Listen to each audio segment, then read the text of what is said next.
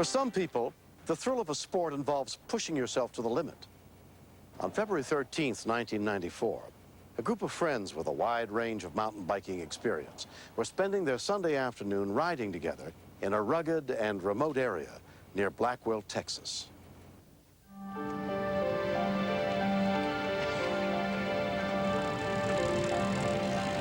The ranch is 4,600 acres of rolling terrain, buttes, washes.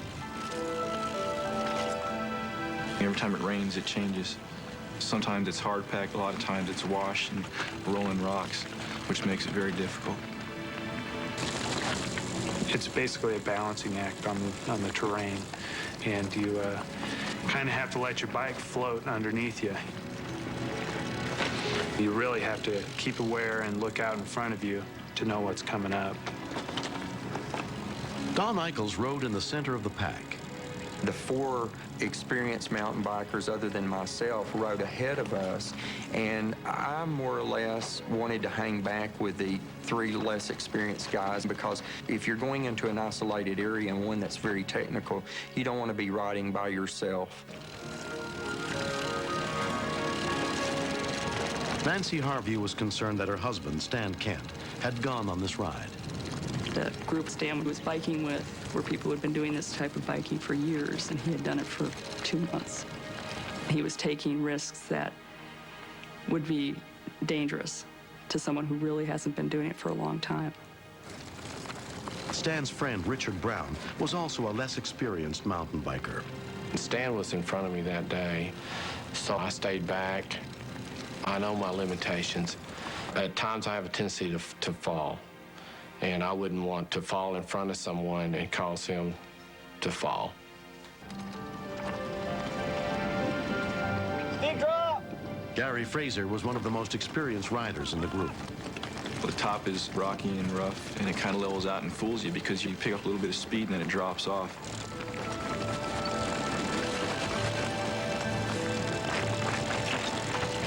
Towards the bottom of it, it gets more washed out.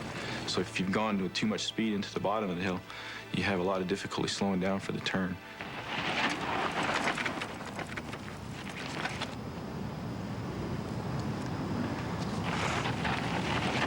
Think you can make it? Yeah. Okay. Just be careful.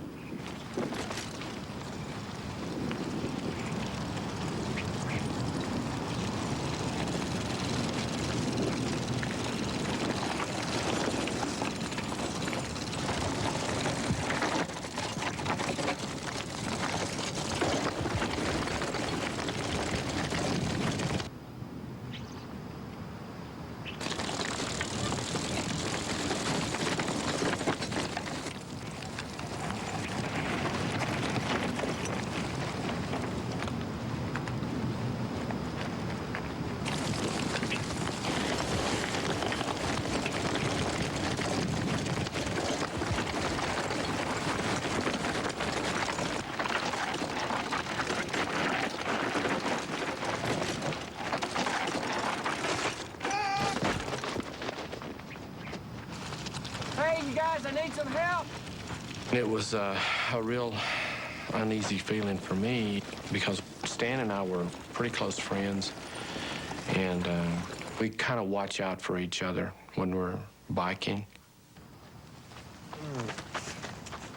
And we kept talking to Stan and asking if he was okay, and he kept coming back to us saying that, no, I'm not okay, I'm in a lot of pain. Are your legs okay? We realized that we need to get more help in there than what we had. You 2 guys go on out and get some help. You guys stay together, though, okay? I'm a scoutmaster for a Boy Scout troop, and that's basically where a lot of my first aid experience and training comes from. When there's a serious injury, you don't wait for symptoms of shock. You automatically go ahead and treat for shock. Stan, we want you to keep your body as still as possible. Just let them move you, okay? If he had sustained a back or neck injury, the only thing you could do is make it worse if you jarred him or made any sudden movements with him. Let's try to brace his neck a little bit. That's a good idea. Use our camelbacks. We were going to make it impossible for him to purposely move his head. And what we decided to do is to cushion the sides of his head and then push boulders so that it would at least stabilize him till we got experienced rescue personnel there. Within 10 minutes, the two mountain bikers got back to the head of the trail, where they happened to find an off-duty EMT. We got a guy that's hurt real bad back in there on Telegraph Hill. I came down that hill too fast. While the other four bicyclists searched for a road that could be used to bring in a rescue vehicle, Gary stayed with Stan. I never met this guy before, and I was making conversation, just trying to keep his mind off of where he was at. Originally, I'm from New York. Oh, yeah? Yeah. What brings you to Once in a Texas? while, he would wince, and he'd complain about a sharp pain, and I felt helpless, that I couldn't do any more for him. When EMT Junior Koenig got to the scene, he quickly assessed Stan's condition. He told me that his neck hurt and his back hurt, and I realized there was a real good chance that he had spinal injury. He was in severe danger because if he sneezed or anything, he could have paralyzed himself. Let's go over and check the shed. Gary and Junior returned to the trailhead in search of first aid equipment.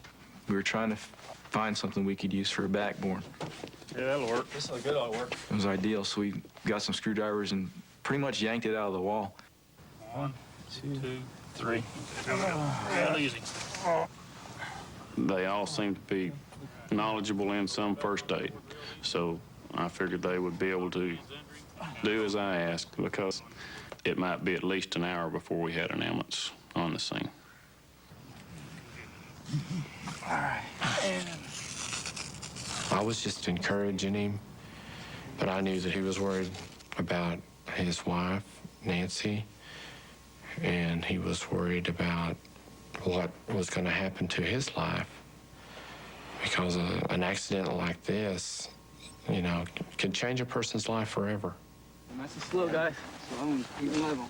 The sooner that he can get treatment in the hospital, the better off he'll be. Stand the big boy.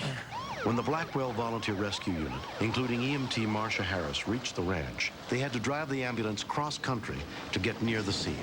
We had to leave the road and just go out into pasture. We drug bottom going through and didn't know if we'd be able to get out of there or not. Once we get more people in the back of that ambulance. Careful of rocks, slippery. I looked up and couldn't believe that the ambulance was pulling in there. I don't know how they ever got that thing back in there, but everything was working out to Stan's favor. Put him down right over here, guys. Fire Chief Will Lenore took charge of Stan's care. I knew that someone in this group had some medical training by looking at the way they had him packaged. I had a lot of admiration for what these guys had done. Flip. He had the tingling sensation in the fingers, and forefingers on the other hand that were hurting him very bad. But observing the fingers, there was no injury, signs that he very well did have serious injuries to the neck. I'll get this back. We've got a patient that has feeling in all four extremities. He's moving all four extremities. But one wrong move, and you've got a patient with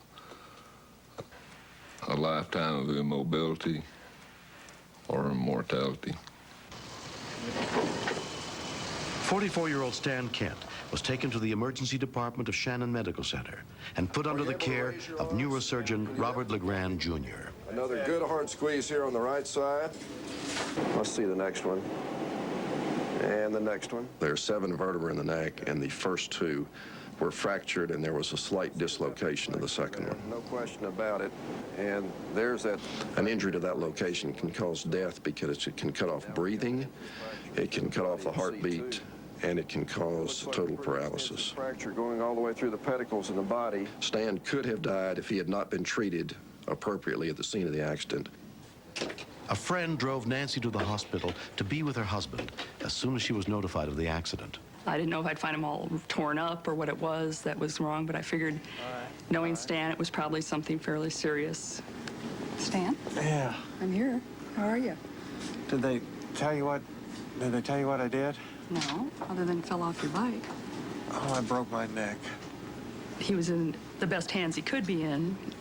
He was able to move his fingers and his toes, and so I knew there was really no major neurological damage to him. And then I was also a little bit angry with him because I'd been warning him frequently about how dangerous it was and to be careful. I really messed up this time. Yeah. I'll work with it. It'll be all right. His bike helmet sustained considerable damage, and it was quite obvious to me that it prevented a more serious head injury, and I think it prevented a more serious spinal and spinal cord injury. This thing's just going to take some getting used to. I can see that. The halo was an adjustment. I had to learn to walk again.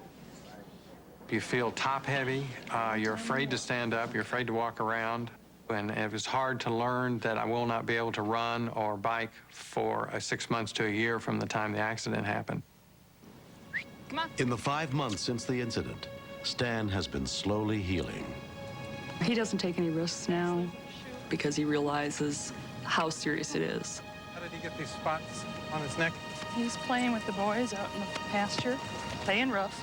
I had never been down that trail before, and I didn't know what to expect. I should have stopped and got off and walked down the hill. I needed to ease into mountain biking, and I went a little too fast. Up straight, shoulders back. What saved him was having the right people there who knew what to do and the right circumstances. A friend of mine said he is the most unlucky, lucky person she's ever met. He looks good. Everybody that was there on that day was a hero. It probably didn't look real serious, but everybody assumed it was, and that saved my life. I lived through this accident. Years ago, I had a type of pneumonia that's been nicknamed Legionnaire's disease, and I lived through that. So I feel lucky and I feel fortunate. If cats have 9 lives, I've already used up 2 of mine.